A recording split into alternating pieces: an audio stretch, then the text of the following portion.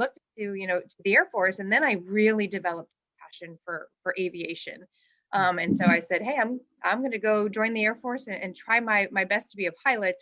Unfortunately, I had very poor eyesight, so I quickly learned that flying was not in my future. And so then I went on this path where, well, could I be a lawyer in the Air Force? And so long story short, here I am a couple months before graduation, and I was waiting to find out about law school. And I had gotten a couple of thin letters that said, thank you very much. But I was really wanting to go to Suffolk University in Boston. And so about 6 weeks before college graduation, I was waiting to find out what the Air Force wanted me to do.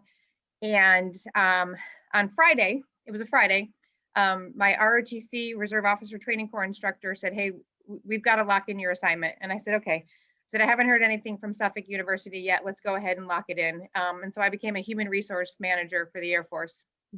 Monday morning, I got into Suffolk University. And so I called my mother, wise woman, and I said, what do you think this means, Mom? And she says, everything happens for a reason. She said, if it was intended for you to go to law school and be in the Air Force as a lawyer, you would have gotten into law school on Thursday. I said, okay. I said, but this is what I've been wanting to do since I was 9 years old.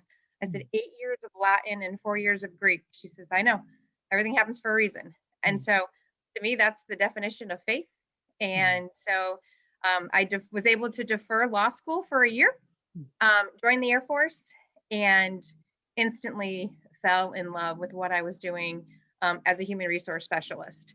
And here I am almost 24 years later.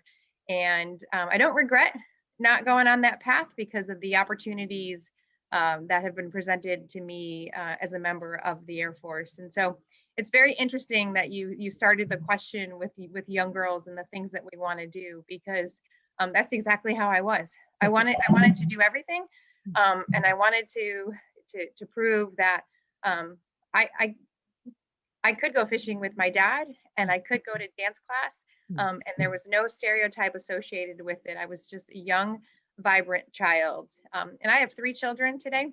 I have 2 boys and a daughter. My daughter is 5 years old, and she's the same way. She takes ice skating lessons, and her brother plays hockey. And so while most of her ice skating classmates are in ice skating shoes, learning how to figure skate, she's got hockey skates on. But then, later that day, she's wearing dresses and having tea parties with her friends. And I think it's absolutely wonderful that she has an opportunity to just see the potential that life has to bring her. So thanks for that. What time is it over there? What time is it over there? What time is it over there now? In Alaska, it's about 5 after 10 in the morning. I thought you were in Iraq. I'm sorry. No. That was years ago. Yeah. Yep.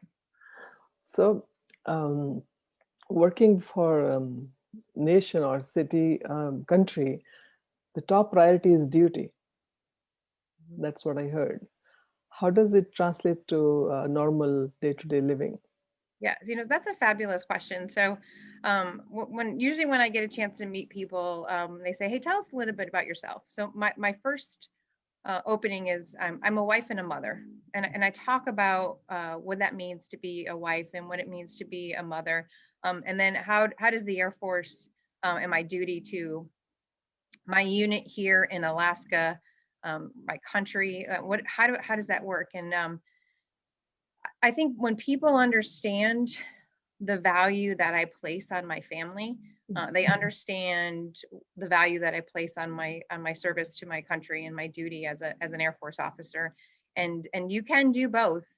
But I will say that there are some days when I'm doing a much better job as a mom, and there are other days when I'm doing a much better job as an Air Force officer. But I think the foundation of duty for me is service.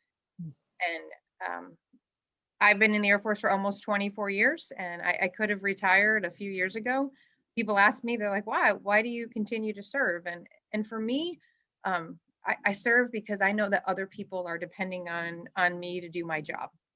And so part of that, when we talk about duty, the skills that I've learned being in the military and wearing the uniform, they have made me a better mom, and they've made me a better